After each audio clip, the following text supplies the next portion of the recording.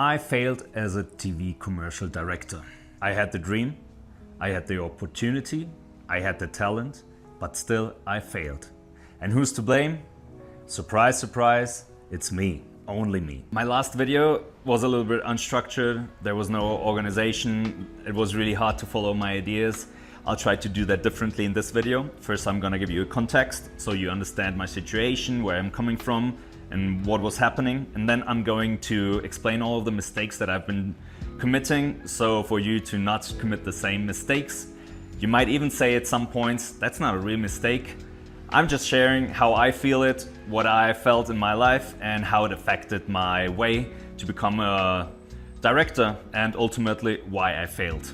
What do I mean when I say that I failed? And why do I think that I failed? Yes, I did work on some amazing projects, even with international brands, with celebs. I did work with some huge brands here in Colombia, like Bancolombia, Postobon, Arroz Roa, Familia, Jumbo, and a lot of other ones. And it is not easy to get there. It is really hard to win projects like that, and you have to have a certain level as a director to get TVCs, and I did get those jobs, a few of them. But still, I say I failed. And the reason why I say that I failed is really simple. I failed to manage to make a living on it. I failed to make a full-time career out of it. I know many directors are not really full-time directing, but what I'm referring to is like to have projects all the time, a couple of them during the month, and make enough money to live on it, to grow that business and grow as a director. I failed at that. But first I want to give you some context. I didn't know that I wanted to work in the creative field, be it as a director, editor, or whatever. I didn't know about that. I've always been a creative guy, but never thought of it like in career terms. When I was 20, I just had finished high school. That's when I came to Colombia for the first time to do a volunteer program on an island, which is where I fell in love with the country and so on. But I had to go back to Germany. And by that time, I had already an agreement, a pre-agreement, to become a nuclear engineer in Germany. And I was going to study and work at the same time, but due to some issues, I was not able to take that job. I started to be interested more in filmmaking. That's when I made the shift and got into filmmaking. I started studying in Germany, and that's where all of my problems and my mistakes started. So the very first mistake that I committed, and I think that is really important in every sense of life, in every aspect of life, in every situation, we need to have a plan. We need to have a goal. We have to have an idea of what we're doing, why we're doing it, and where we're gonna go with it. Where is this heading? What's my plan? What's my goal, my ultimate goal? In this case, if I say I wanna become a commercial director, I know where I'm going. Now there's different ways to go there, but before you plan the way, you have to know the destination. I didn't have one. I did have this idea, I want to become a director, but I didn't do the planning. I didn't sit down and think about what's the best way to get there and what should I be doing.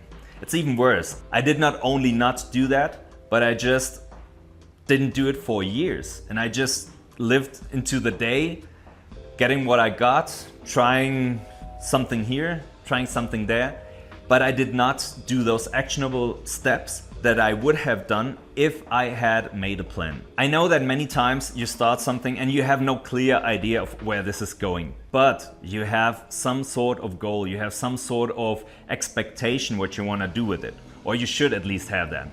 And as I told you, I didn't have any of that, so even during my study time at university, I just took the classes that I had to take, the least effort just to get by, but I did not plan, I did not set goals, and that's why I never reached any real goals.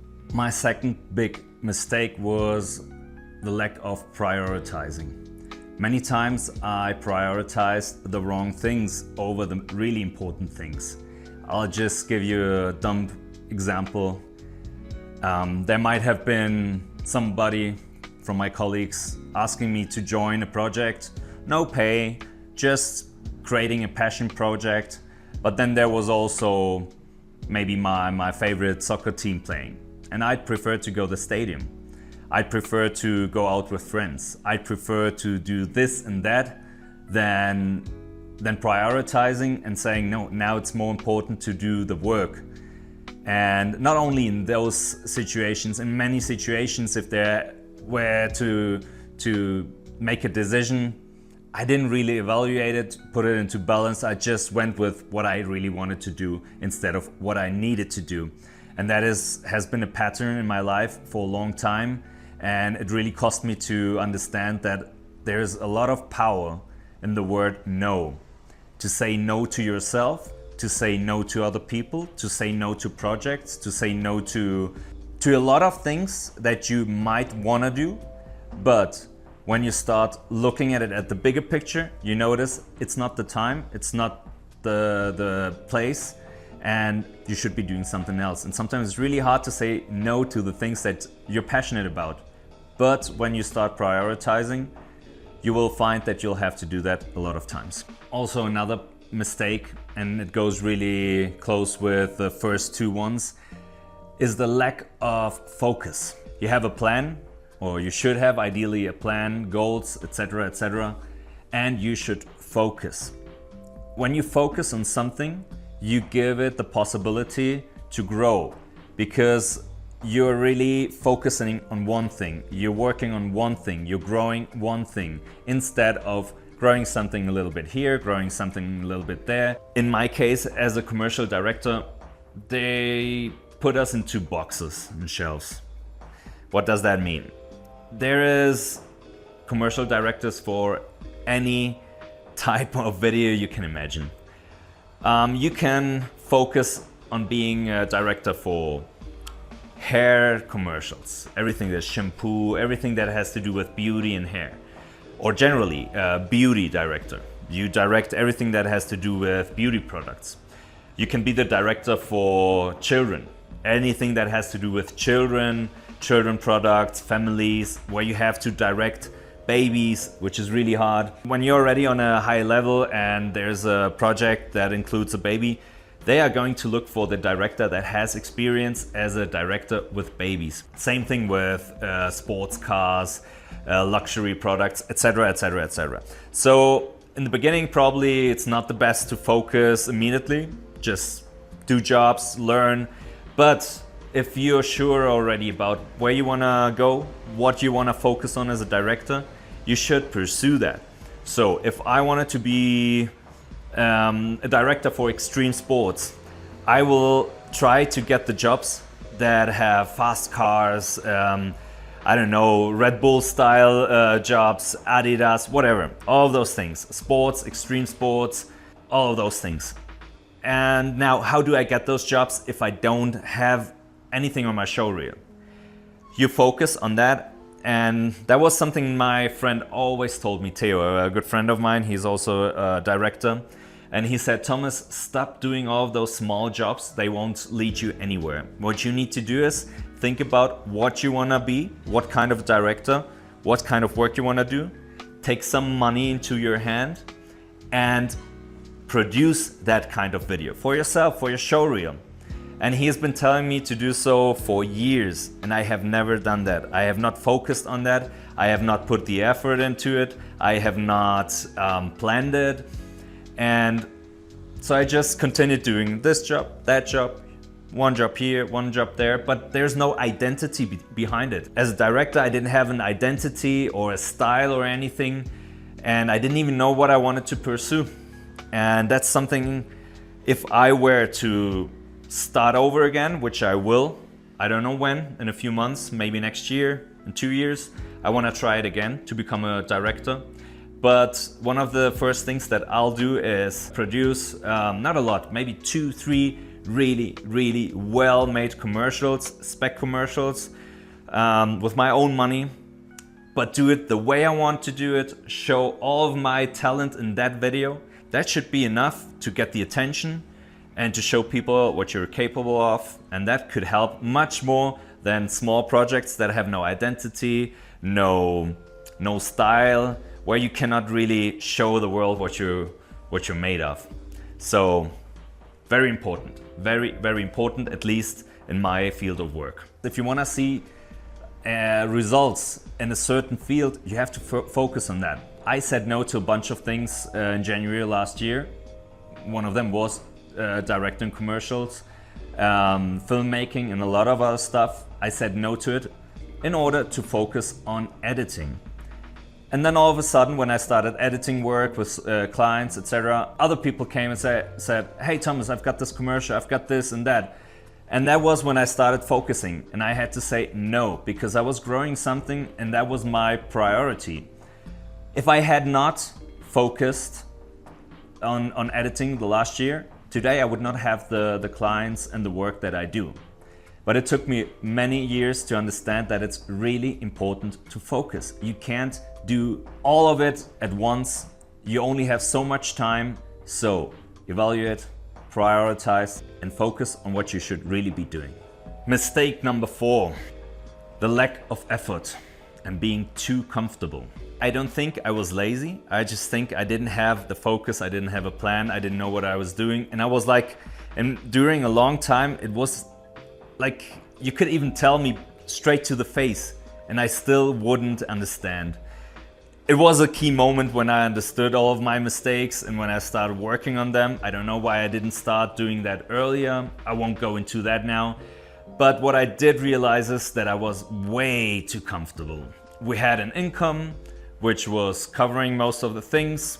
The projects that I got helped with paying the rest of the bills. But there was no stability, there was no planning, there was no way to know what would come next week, next month. And that made it really hard to plan even for my family.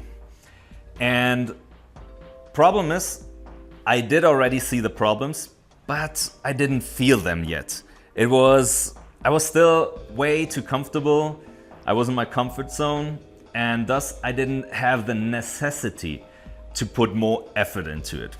That came later when I got into a more difficult situation financially, where I really had to make decisions fast and really focus on something and like really apply all the things that I'm telling you right now. That was the key moment when I understood my problems and I started working on all of that.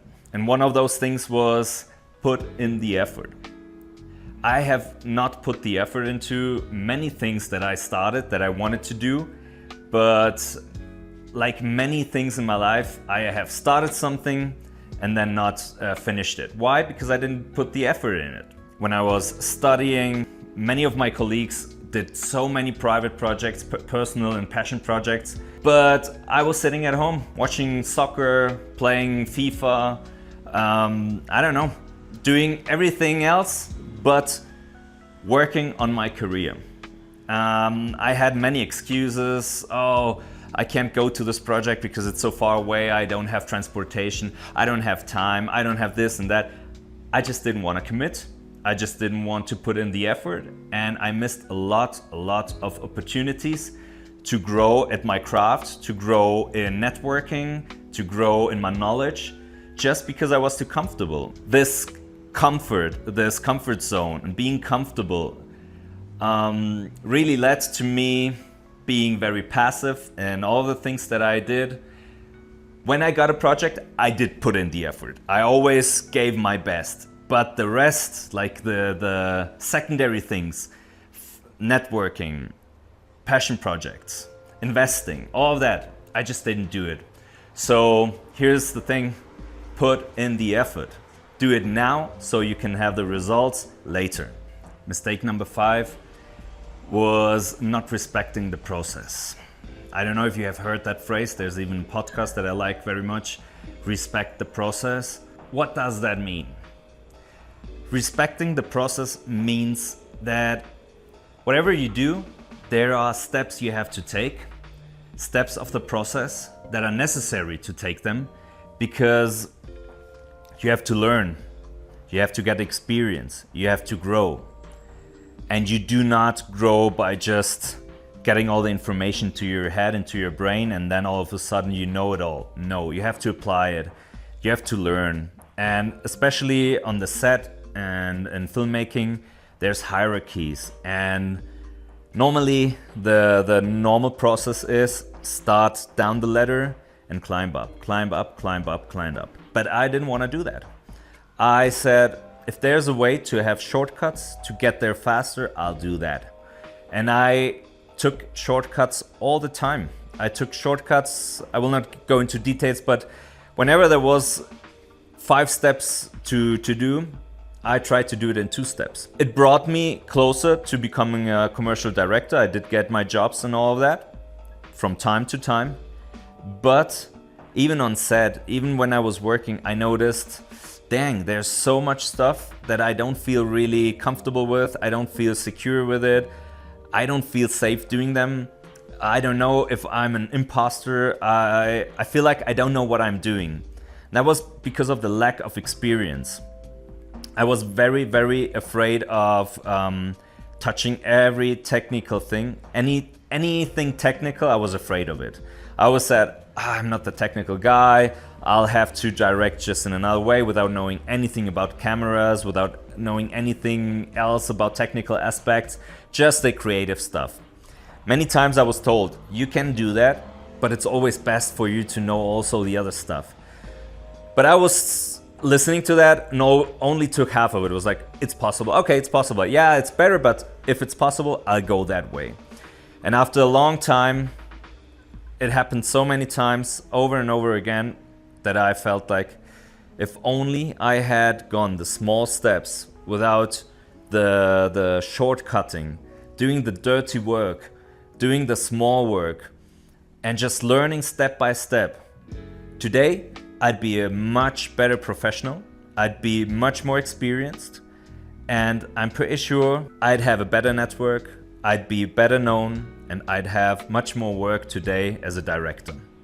So don't go for shortcuts, respect the process, do the dirty work, do the small things, and grow step by step, because that's what's going to get you to the top, climbing up the ladder. And it's worth it. And the earlier you start, the better it is. This one I partially already mentioned a little bit of it, but I feel it's an own mistake. All the missed opportunities. It goes hand in hand with the effort, but the opportunities. There was a time where I really self-pitied me, and I was talking to my wife many times, and I was like, if only I got that chance, if only I got those projects, people would see that I'm capable, that I'm able, that I can do that I'm good at it. But that was a lie. I did have the opportunities. I don't know why I lied to myself, making myself the victim, because as I said before, I'm the problem. I was the villain of my own story. And I had many, many opportunities. I've been invited to projects. Thomas, you wanna be the assistant here? Thomas, you wanna co-direct this and that? There was no money in it, so I was like, I don't wanna do that. No money, no work. And I didn't understand that that's the way to get into the industry. That's the way to get to know people. That's the way to learn, to grow, to have a show reel, to have something to show. And you know what? Those people that you work with are probably going to be the guys that you're going to work with in the future. So maybe you will not get the good jobs at the place where you started, but what you learned there and the things that you took with you, the projects that you have done, be it as a director, as an editor, or whatever else there is out there, you can take that and capitalize on that at a new place. And then the last big mistake was to not capitalize on the projects that I already had done. What do I mean by that? I did some really amazing projects, amazing in the sense of huge names, important brands. And whenever I did some of those jobs, I thought, now I broke through. Now I have my breakthrough. Now I'm gonna get the really good jobs. This is a huge project, this will lead to other projects. And normally that's the way it works many times. But in my case, again, I did a good job, I got a good project, finished it, and that was the end of the story. I almost didn't put up things on social media. I did not document and share my experiences. I didn't talk about it. I didn't talk to the people on set afterwards. I didn't try to get into the other projects. I didn't try to make new connections, none of that. I just did what I always did. I did my best on the job and then disappeared again. And when you do a good job, you really have to capitalize on it. You have to really take the juice out of it as much as you can and not let that thing just happen and go by. You should really be doing something. You should be marketing yourself and capitalizing on things that you already have. Unless you're employed, then maybe you don't need that. But when you depend on jobs and projects, and I did not do that, and that's why I lost a lot of opportunities where I could have shown the world what I was capable of. Now that I shared all of my mistakes, I hope you understand why I say that I failed as a commercial director. It's not a full stop. This whole directing thing, I still love it, but I promised myself that the day that I decide to get back at commercial directing, I'm gonna do it the right way. I will comply with all of those things, and if I can't, then I'll just have to accept that it's still not the time to do so, because it doesn't make sense for me to get back at directing and repeating all of those mistakes again and over again. I think I will be directing quite a lot this year, but for our own projects. But yeah, I'm dreaming of getting back and directing more commercials for other clients, but we will see what will happen with that. For now, there's the editing business and Skinful, the skincare brand. And also, please share your thoughts, your struggles, or your opinion on anything that I said. Thank you for watching and your time. Bye.